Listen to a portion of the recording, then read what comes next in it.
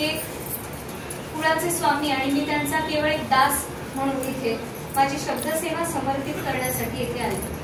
श्री जनी जनार्दन स्वामींचे पाय लागलेली पावन झालेली ही धरणी आणि त्यांच्या सेवेमध्ये माझी शब्दसेवा मी आज इथे समर्पित करण्यासाठी आले. खरं तर वयाने, अनुभवाने आणि ज्ञानाने आपण सगळे माझ्यांपेक्षा खूप मोठे आहात, ज्येष्ठ आहात, पण तरी सुद्धा पाटाणकरांच्या सर्व पूर्वजांनी आतापर्यंत ज्ञानदेवीची सेवा केली, जी मूळ प्रत ज्ञानेश्वरीची सापडली, जिला राजवाडे प्रत आपण म्हणतो, ती पाटांगण प्रत म्हणूनच साहित्य क्षेत्रात ओळखली जाते. या निमित्ताने, या शब्दसेवेच्या निमित्ताने माझ्या पूर्वजांच्या कार्याची आठवण किंवा त्यांची सेवा मी करते, या अनुभूतीतून मी इथे शब्दसेवेसाठी आले आहे. खरं तर मूळ विषयाकडे आता मी वळते. अर्जुनाला विषाद झाला. कुरुक्षेत्रावर अर्जुन दोन्ही सैन्याच्या मधोमध उभा होता आणि त्यावेळेला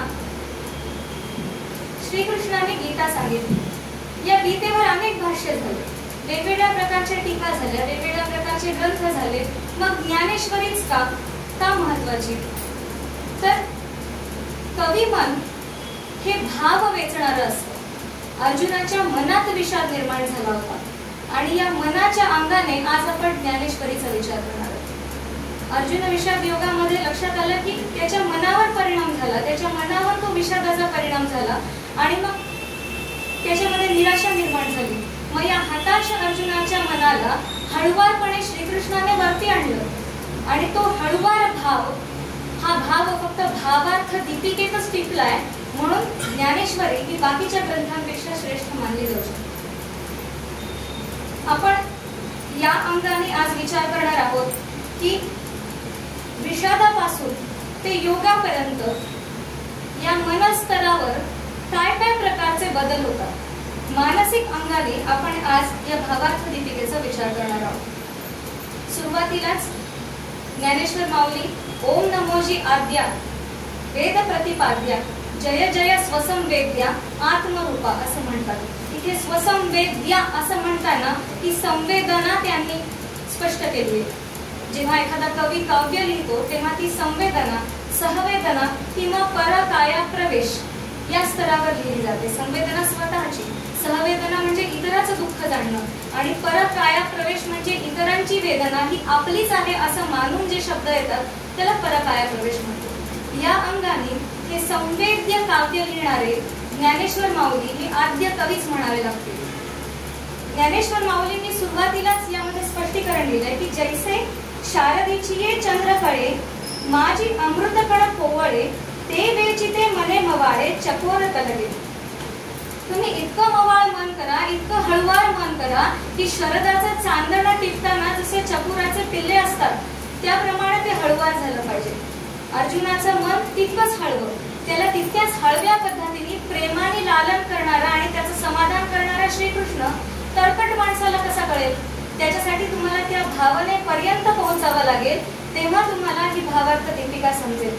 म्हणून ते म्हणतात की जसं चंद्राच्या प्रकाशाने जे उमलणारं कमळ असतं ते चंद्राचा प्रकाश पडला की उमलतं, पण ते इतक्या हळुवारपणे ते चंद्रालाच आलिंगन देतं.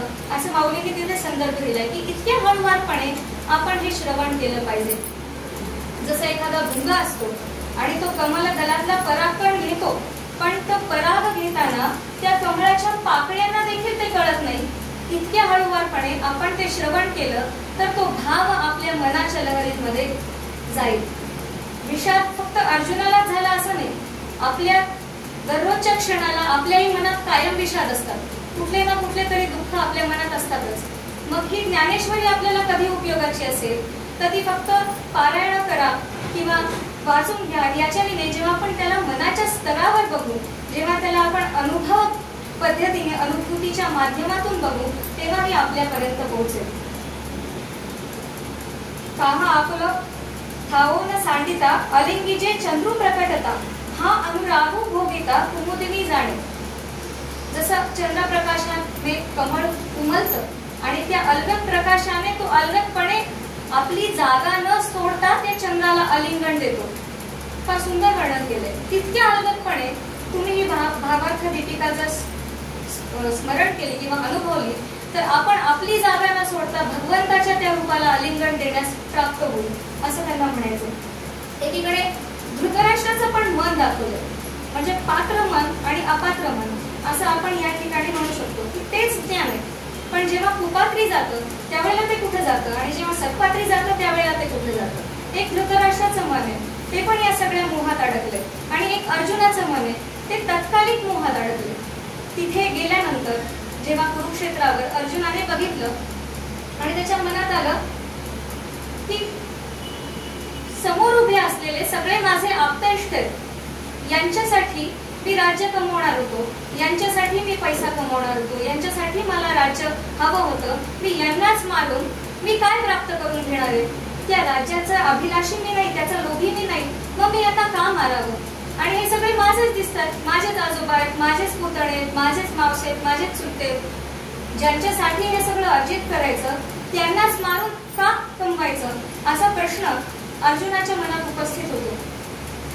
जैसा भ्रमर भेदी कोडे भलतैसे काष्ठ कोरडे परी कळिके माझी सापडे कोवळले. एखादा भ्रमर लाकडासारख्या कठीण गोष्टीला सुद्धा कोरून पुढे जातो, पण कमळाला तो कोरून बाहेर येऊ शकत नाही, कमळाला तो नुकसान करू शकत नाही, पोखरू शकत नाही, कारण त्याच्या मागे त्या भ्रमराचा मोह असतो.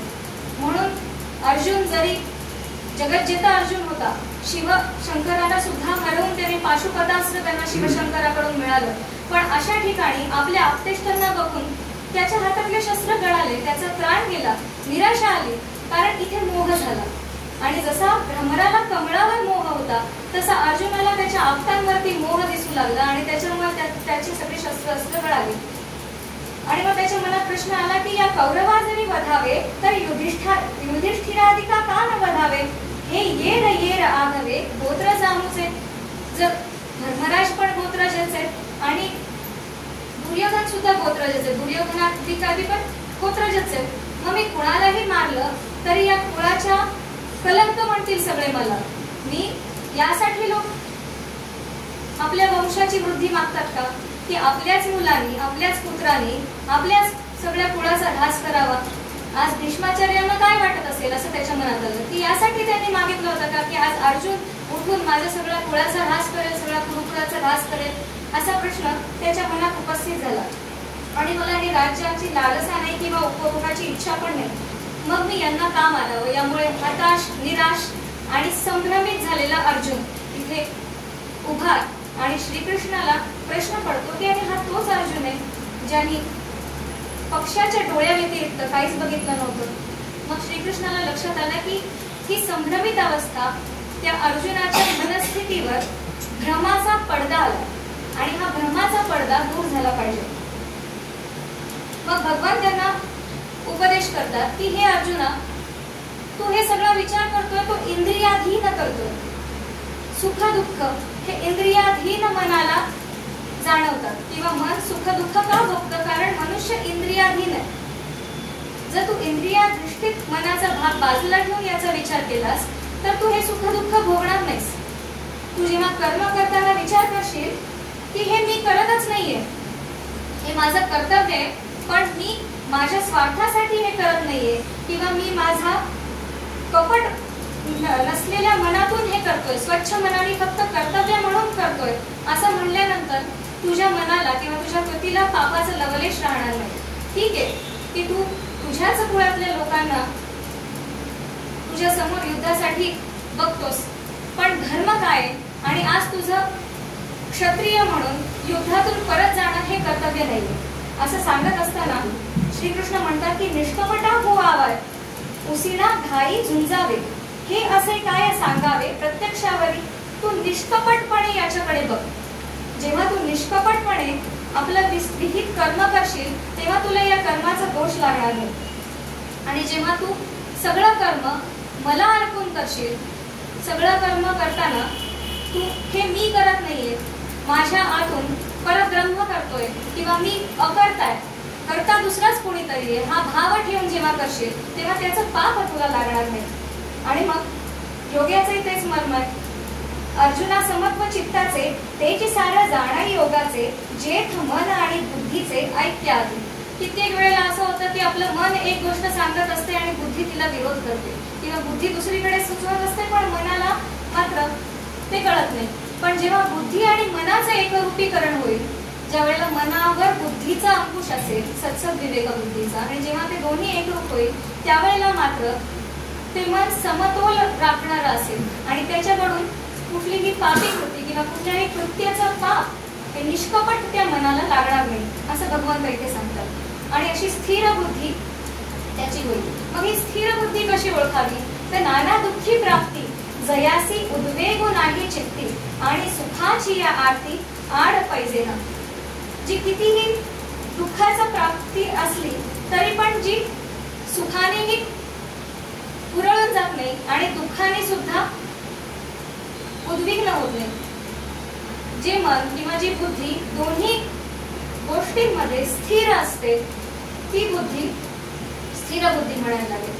मग स्थितप्रज्ञाचं लक्षण भगवंतांनी सांगायला सुरुवात केली की स्थितप्रज्ञाचं मन कसं असायला पाहिजे आणि स्थितप्रज्ञ कसा असतो. स्थितप्रज्ञस्य का भाषा समाधिस्थस्य केशव. तर ते म्हणतात की जो दुःख आणि सुखामध्ये, चांगल्या आणि वाईट गोष्टींमध्ये दोन्हीमध्ये समसमान बुद्धी राखतो, ज्याला सुखाने किंवा दुःखाने दोन्हीने जो उद्विग्न होत नाही, तो मात्र स्थितप्रज्ञ आहे असं म्हणावं आपण. जेव्हा आपण मॉडर्न मेडिकल सायन्स नुसार किंवा मॉडर्न सायकोलॉजी नुसार बेसिक इन्स्टिंक्टचा विचार करतो, तेव्हा भय, दुःख, आनंद, डिस्गस्ट ज्याला आपण म्हणतो, आणि फिअर, डिस्गस्ट, सॅडनेस, हॅपीनेस आणि सरप्राईज, ह्या बेसिक इन्स्टिंक्ट आपण म्हणतो. बेसिक इन्स्टिंक्ट या प्रिमिटिव्ह भावना असतात. जेव्हा शरीर तयार होतं त्यावेळेला या असल्याच पाहिजेत. मग स्थितप्रज्ञाच्या मनात त्या भावनाची काय स्टेट असते या अनुषंगाने आपण या गोष्टीकडे बघू, थोडं वैज्ञानिक दृष्टिकोनातून, मानसिक दृष्टिकोनातून. तर ते म्हणतात की या भावना नष्ट होत नाहीत, पण यावर ते विजय मिळवतात. आता हा विजय कसा मिळवतात हे सांगण्यासाठी मी स्वामी जनी जनार्दन स्वामींच्याच जीवनातला एक प्रसंग तुम्हाला इथे सांगतो. जनी जनार्दन स्वामींचे पुत्र जेव्हा काशीला गेले आणि त्यांनी त्यांचा देह ठेवला तिथेच, तेव्हा त्यांच्या शिष्यांनी त्यांना हे सांगितलं की तुमच्या मुलाने तिथे देह ठेवला. स्वामी तरीही शांत होते. मग लोकांनी विचारलं तुम्हाला दुःख नाही झालं का? ते म्हणे माझ्या इथे लाह्या टाका, माझ्या इथे ज्वारीचे दाणे टाका, म्हणजे तुम्हाला कळेल की मला किती दुःख झाले. आणि त्यांनी इथे जेव्हा दाणे टाकले त्यावेळेला त्याच्या लाह्या झाल्या. म्हणजे दुःख होतं, पण त्यावर नियंत्रण कसं करावं हे योगाभ्यासाने त्यांनी जाणलं होतं, म्हणून ते स्थितप्रज्ञ होते. योगाभ्यास वशीकृत सर्वेंद्रिय काम गणपत्या राजिता परिपूरित काम, असं स्वामींच्या आरतीमध्ये पण बोलले की योगाच्या अभ्यासाने त्यांनी त्या पातळीपर्यंत, त्या स्टेटपर्यंत स्वतःला घेऊन पोहोचवलं होतं. तर या भावना असतात, पण त्यावर या स्थितप्रज्ञांनी विजय मिळवलेला असतो. पुढे या सगळ्या गोष्टींमध्ये सांगताना भगवंत म्हणतात की जो समसमान दृष्टीने राहतो, जो स्थितप्रज्ञ असतो, त्याची सगळीकडे बघण्याची दृष्टी ही समसमान असते. जो सर्वत्र सदा सरिसा परिपूर्ण चंद्रुका जैसा अधमोत्तम प्रकाशा माझी न म्हणे. जसा चंद्र सगळीकडे सारखा प्रकाश येतो तसा यांचा सुद्धा दृष्टिकोन सगळीकडे सारखा असतो. आणि जो मात्र कर्मामध्ये लिंकून राहतो, जो फक्त गुणसंभ्रमांमध्ये अडकलेला असतो, तो मात्र त्याच्या पुरताच विचार करतो आणि तो या पातळीपर्यंत पोहोचू शकत नाही. त्यामुळे हे अर्जुना, तू तुझे सगळे कर्म कर, पण ते सगळे मला अर्पण कर. मन स्वच्छ करून गुरुपदेशातून तू हे आत्मरूप होऊन हे सगळे कर्म मला अर्पण कर. तैसे संकल्पाने काढिले जयाचे मनाची चैतन्य जाहले तेणे एकदेशीने परिव्यापिते. ज्याच्या मनातून संकल्प सुद्धा नाहीसा झाला, त्याने फक्त चैतन्य त्याच्या मनामध्ये रुजवलं, त्याला मात्र या सगळ्याचा दोष लागत नाही. आणि आता करता कर्म करावे हे खुंटले तया स्वभावे आणि करी जरी आगावे तरी अकर्ता तो. आता तो सगळे काम करत असतो, सगळे कर्म करत असतो, पण त्याचा करता तो नसतोच. तो इंद्रियाच्या पलीकडे गेलेला असतो. इथे मनही मन राहत नाही. मनाला सुद्धा यांनी इंद्रिय म्हणून सांगितले की बाकी पंचेंद्रियापेक्षा श्रेष्ठ, पण ते मन सुद्धा एक इंद्रिय. मग इथे या ठिकाणी जेव्हा आपण सगळं ब्रह्मरूपाला अर्पण करतो त्यावेळेला मन सुद्धा मन राहत नाही, चित्त सुद्धा त्याचा चित्तपणा सोडून देतो. आणि मग हे मन का महत्वाचं आहे, बाकीच्या इंद्रियांपेक्षा मनाला इतकं महत्वाचं स्थान का दिलंय, याबद्दल सांगताना माऊली म्हणतात की इंद्रिय जागृत अवस्थात नसताना सुद्धा मन व्यापार करतो. स्वप्नामध्ये आपण सुख दुःख उपभोगतो त्यावेळेला इंद्रिय जागे नसतात. आणि उलटदर्शी जेव्हा एखाद्या मनोरुग्णाचे किंवा एखाद्या भ्रमित मनाच्या व्यक्तीचे मन भ्रमित असते पण इंद्रिय जागेवर असतात, तरी इंद्रियाचं कार्य मात्र प्रॉपर नसतं. असं उदाहरण त्यांनी तिथे दिले. त्यामुळे मनाचा या बुद्धीशी जेव्हा संयोग होतो आणि बुद्धीचा संयोग झाल्यानंतर मग या मनाची अवस्था अहम ब्रह्म अस्मी पर्यंत पोहोचते.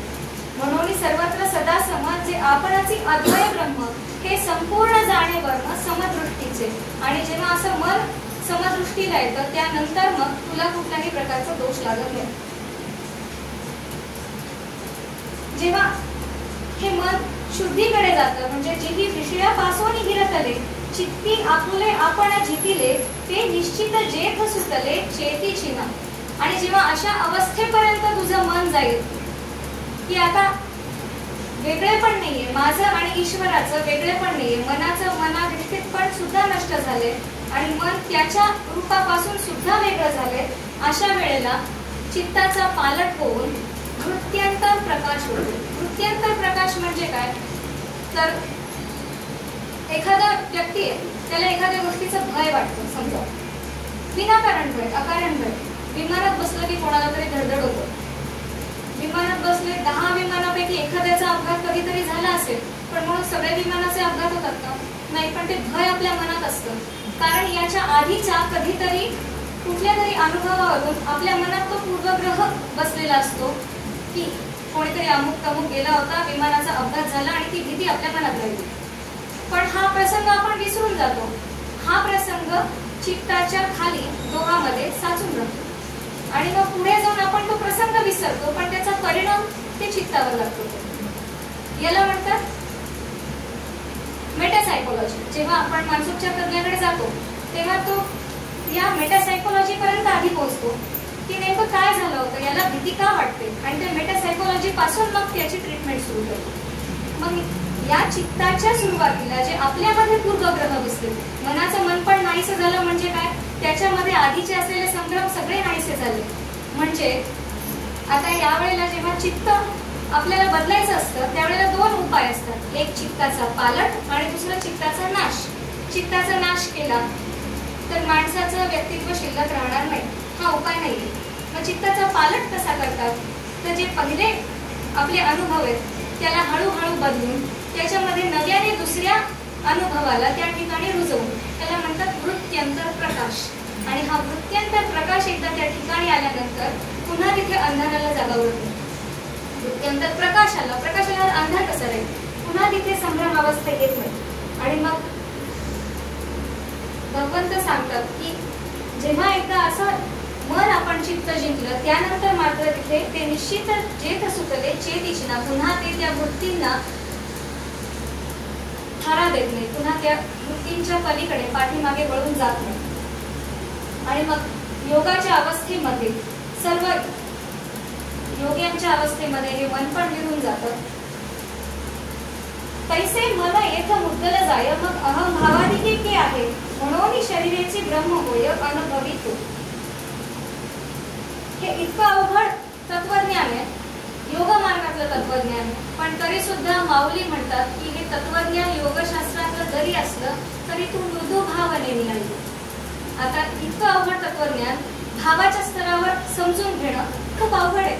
मग त्यांनी वर्णन करताना सांगितले माऊलींनी की श्रीकृष्ण अर्जुनाला कसं सांगतायत इतकं अवघड तत्वज्ञान, तर जर एखादी आई आहे आणि तिचा लाडका मुलगा आहे त्याला ती किती छान पद्धतीने प्रेमाने समजून सांगते. तो प्रश्न विचारतो, आई हे असं का, आई हे तसं का, आणि ती आई सोप्या भाषेमध्ये त्याला कसं प्रेमाने लढीवाळपणाने समजावून सांगते. या पद्धतीने श्रीकृष्ण अर्जुनाला समजून सांगतात. अधिची चित्त मायेचे वरी विष जाहले पढियंताचे, आता ते अद्भुतपण स्नेहाचे कवण जाणे. आणि इतके कोमल शब्द ते अर्जुनाच्या कानावर पडल्यानंतर इंद्रियांमध्येच भांडण लागलं.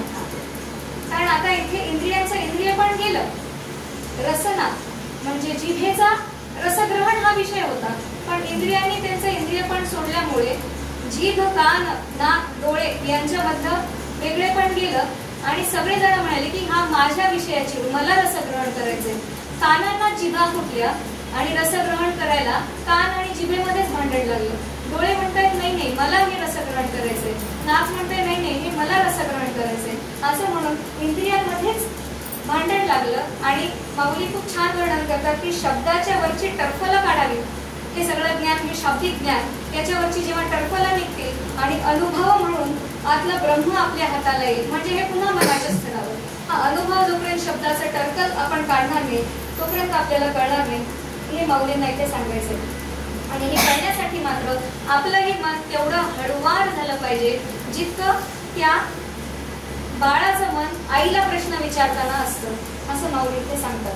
पुढे योगाच्या पायऱ्या चढून योग, यम, नियम करत या अवस्थातून जाऊन संन्यास या अवस्थेपर्यंत हा योगी पोहोचतो. आणि या योगाला संन्यासी आपण म्हणायला लागतो. एके संन्यासी तोची योगी, ऐसे एक वाक्यतेची जगी, बुढी उभवली अनेगी शास्त्रांतरी. संन्यासी यालाच आपण योगी म्हणू असं यांनी म्हणलं. मग संन्यास काय? कर्मकांडानुसार फक्त शिखामुंडन केलं आणि नारायण म्हणलं म्हणजे संन्यास प्राप्त झाला का? मग मनाची अवस्था कुठे? तर रात्री केले शिखामुंडन, नंतर म्हटले नारायण म्हणजे संन्यास मिळाला का? नाही. तर इथे उदाहरण देताना एका ठिकाणी वाचनात आलं होतं की दत्तात्रेय अवधूत जेव्हा कर्म मार्गाचं आपल्याला मार्गदर्शन करतात त्यावेळेला सुद्धा दत्तात्रेय अवधूतांनी जाणवं घातलंय पण कौपिक नाहीये. म्हणजे ते सुद्धा सांगतात की संन्यास ही मनाची अवस्था आहे. म्हणजे मनाच्या अवस्थेवर हा संन्यास त्यांना वर्णन करायचा. जनी जनार्दन स्वामींच्या जानकी स्वयंवर या ग्रंथात सुद्धा जेव्हा श्रीरामाला लोक बघायला आले, जनकपुरीचे लोक जेव्हा श्रीरामाला बघायला आले तेव्हा सगळेजण बघत होते श्रीराम कोण आहे, श्रीराम कोण आहे. आणि या गोंधळामध्ये एका संन्यासाची टक्कर, एका वेश्येची टक्कर एका संन्याशाला झाली. आणि तो संन्यासी जोरात म्हणाला, तू बाजूला हो, दूर हो, तू एक वेश्या आहेस आणि मी संन्यासी आहेस आणि तुझी हिंमत कशी झाली मला स्पर्श करायची. त्यावेळेला त्या वेश्येच्या तोंडातून स्वामींनी हे तत्वज्ञान बोलून दाखवलं की संन्यास काय. तर तू संन्यासी स्वतःला म्हणवतोस पण तुला तू संन्यासी आणि मी वेश्या या द्वैत भावनेतूनच तू बाहेर आला नाहीस तर तू मला काय संन्यास शिकवतोस. आणि मग जेव्हा तू या द्वैतातूनच बाहेर आला नसशील तर तुझ्या मनाला संन्यास कुठून प्राप्त झाला. म्हणजे ही मनाची अवस्था, संन्यस्त अवस्था ही मनाच्या पातळीवर पुन्हा मनाच्या अनुभूतीवर अनुभवायला माऊली आपल्याला सांगतात.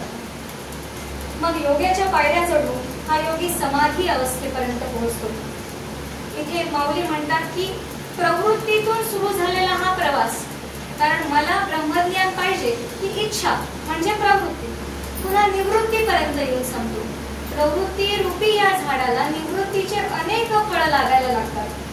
आणि मग या समाधी अवस्थेमध्ये साध्य, साधन आणि साधक हे एकरूप होतात.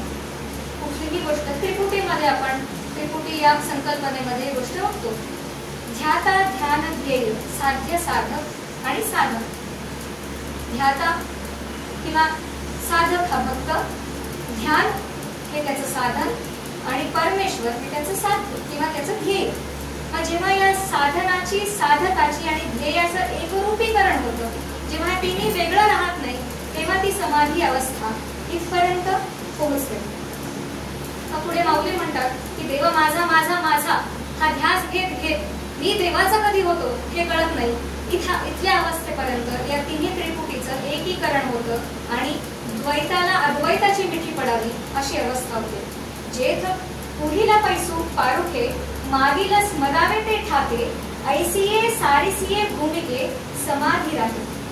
जिथे पुढे काहीच नाहीये आणि मागच्या सगळ्याची विस्मृती झाली आहे, पुढे आता काहीच नाही, मागे काहीच, मागचं सगळं विसरलंय, तो एक क्षण, तो एक मोक्षाचा क्षण ही ती समाधी अवस्था असते. योग्याच्या आयुष्यात त्यांनी वर्णन केलंय की कधी कधी ही समाधी लागते भंग पावते, लागते भंग पावते आणि नंतर काही काळानंतर ती पूर्ण समाधी लागते. जेव्हा पूर्ण समाधी लागते तेव्हा त्या क्षणाचं, त्या मुक्तीच्या क्षणाचं आयुष्य हे कित्येक क्षणापुरतं नसतं, ते निरंतर राहतं आणि त्या क्षणाचं अस्तित्व उपभोगणारा तो क्षणस्थ मुक्तीच्या क्षणाच्या अस्तित्वात तो निरंतर त्या क्षणामध्ये राहतो, ती समाधी अवस्था.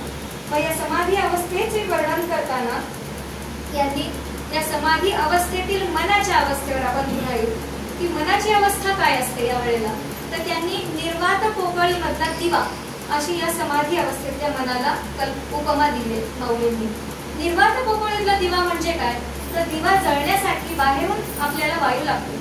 निर्वातामध्ये जेव्हा आपण बंद करतो तेव्हा दिवा जळेल का, नाही जळणार. पण निर्वात पोकळीचा दिवा म्हणजे काय, तर ज्याला बाह्य साधनांची गरज नाहीये, जो आतूनच प्रज्वलित झालाय, जो इतर बाह्य साधनांवरती अवलंबून नाहीये, जो स्वतःहून प्रज्वलित झालाय, असा तो निर्वात पोकळीचा दिवा अशी या समाधीस्थ लोकांच्या मनाची अवस्था माऊलींनी वर्णन केली आहे.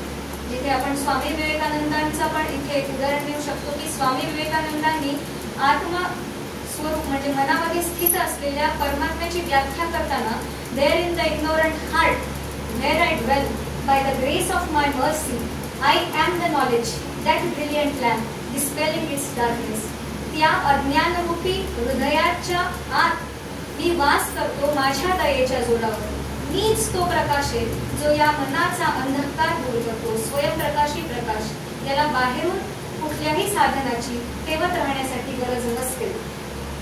मग असं जेव्हा चित्त होतं, ज्याचा चित्ताचा चित्तपणा नाहीसा होतो आणि त्यानंतर देहभाव हा वेधला जातो आणि मग मेरू पासोनी थोरे देह दुःखाचे डोंगरे दाटी जो पा पडी घरी चित्त न दाटे. मग मेरू एवढा दुःख येऊ द्या, त्याचं चित्तपणाच गेलंय तर तुम्हाला काय, तुमच्या मनाला ते दुःख मिळणारच नाही, सुख दुःख तुमचं मन भोगणारच नाही. सोप्या शब्दात सांगायचं झालं तर आपण एक वाक्य ऐकतो, ध्येयाचा ध्यास लागला म्हणजे कामाचा त्रास वाटत नाही. का नाही वाटत, कारण आपलं मन तेव्हा ध्येयाबद्दल विचार करत असतं. त्यावेळेला आपल्याला माहिती नसतं एखादं सत्कार्य करायचंय, मला जेव्हा वारीला जायचंय किंवा जेव्हा वारकरी आता पंढरपूरची वारी सुरू झाली, वारकऱ्यांचं ध्येय असतं पांडुरंग पांडुरंग, विठ्ठल विठ्ठल विठ्ठल म्हणत जेव्हा ते जातात तेव्हा त्यांना ऊन वारा पाऊस, पाय दुखतंय, अंग दुखतंय, काहीच जाणवत नाही. का, कारण त्यांना ध्येयाचा ध्यास लागलेला असतो. त्यांचं चित्त या संवेदनांमध्ये नसतं, ते विठ्ठलाच्या ठाई लागलेलं असतं आणि त्याच्यामुळे या संवेदना ते चित्त घेत नाही. ते सुख दुःख ते चित्त उपभोगत नाही, तो फक्त विठ्ठल नाम उपभोगत असतं. आणि मग मेरू एवढं जरी दुःख त्यांना आलं तरी त्यांना त्याचं काहीच वाटत नाही, कारण ध्यास विठ्ठलाचा लागलेला असतो. मग अशा वेळेला एकदा मनाला ही गोडी लागली की मग ते दुसरीकडे लागत नाही. खरं तर मन या ठिकाणी येण्यासाठी काय करावं, कारण मनाची व्याख्या केली तर जे आधीच मरकट तशातही ते मद्य प्याला, त्याला विंचू चावला आणि भूताने झपाटलं. माकड त्याला त्याच्यात विंचू चावला, त्याने दारू पिली आणि त्याच्यात त्याला भूताने झपटलं. ते किती उच्छाद मांडेल असं मानवी मन जे कधीच स्थिर नसतं. त्याला बस म्हणलं की एखादी गोष्ट करू नको, मनात आणू नको म्हणलं की आपल्या आधी ती मनात येते. मग अशा मनाला स्थिर कसं करायचं असं अर्जुनाने विचारलं. तर भगवंत म्हणतात की तू त्याला फिरू दे, पण निग्रह कर. जेव्हा तू निश्चय करशील तो निश्चयच त्याला परतून त्या जागेवर आणायला मदत कर. हा निश्चय करण्यासाठी तुला अभ्यास करायला, अभ्यास आहे ना तू काउंटे, तू जितका अभ्यास करशील त्याला पुन्हा पुन्हा पुन्हा पुन्हा भटकून जागेवर आणण्याचा, त्यावेळेला ते एका ठिकाणी लागेल. आणि मग मनाचं एक खास वैशिष्ट्य आहे की ते विषयामध्ये याच्यासाठी लागतं कारण त्याला त्याच्यात गोडी लागते. एखादा चित्रपट आपल्याला आवडला की आपण तो पुन्हा पुन्हा बघतो, पण पुस्तक हातात घेतलं की आपलं मन लागत नाही, कारण आपली त्याच्यामध्ये गोडी लागत नाही पटकन. मग जिथे गोडी लागते, जिथे रुची वाटते, तिथे आपोआप ते मन पुन्हा पुन्हा पुन्हा यायला लागेल. तर अभ्यासाने आपल्याला फक्त पहिली गोडी त्याला लावायची, नंतर भगवंताचं नामच असं आहे की ती अविटाची गोडी पुन्हा पुन्हा त्याला लागतच राहील आणि चित्त तिथे आपोआपच स्थिरावेल असं भगवंत म्हणतात.